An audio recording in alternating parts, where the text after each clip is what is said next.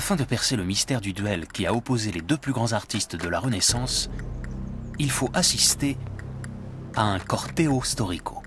Cette parade militaire en costume du XVIe siècle illustre bien les rivalités de l'époque, dont il n'est pas difficile d'imaginer qu'elles aient pu s'étendre au domaine de l'art. La magnificence des grands chefs-d'œuvre de la Renaissance a tendance à nous aveugler.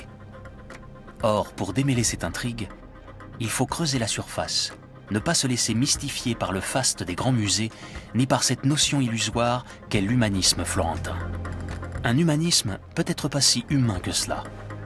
L'incroyable essor culturel auquel Michel-Ange et Léonard ont contribué n'était pas une finalité en soi.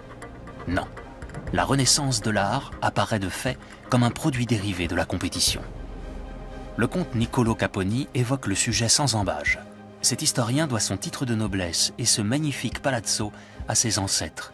La famille Caponi était de celles qui se devaient de démontrer leur puissance dans le contexte ultra-compétitif de la Renaissance. On pourrait croire que la Renaissance florentine est née de l'amour de l'Antiquité, du désir de nouveauté, que c'était un mouvement culturel. Allons donc. Jalousie. Mes aïeux, comme tous les patriciens de l'époque, observaient leurs voisins du coin de l'œil en grommelant. « Vous avez construit un palais, hein? Si je pouvais, je vous détruirais.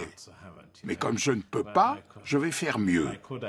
Je vais en construire un plus beau et pour moins cher. »